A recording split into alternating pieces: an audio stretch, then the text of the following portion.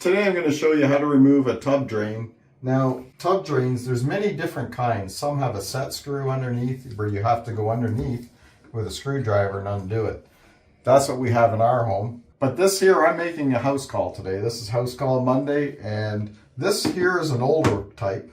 So what we have to do here is we have to hold this part here with a pair of pliers. Now I'm just working with what I have. Usually I get a pair of wide pliers and grip it like this, but these don't go all the way around. So we're just going to hold it like that. And then we're going to grab another pair of pliers, and the top will separate from the wider part here. So we have to, it gets a little sticky sometimes, especially if you have a lot of lime in your water. So I think we loosened it enough. So now you're just going to hold this part here and undo the top.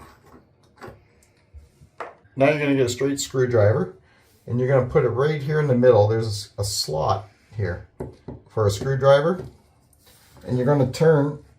This one was a little stuck. So now you're going to back the middle shaft all the way out. So what it does, it threads down inside. See how it has threads? It threads right down into that hole there. So basically that's how you undo this type of tub drain. And now you are able to clean here, clean around in here.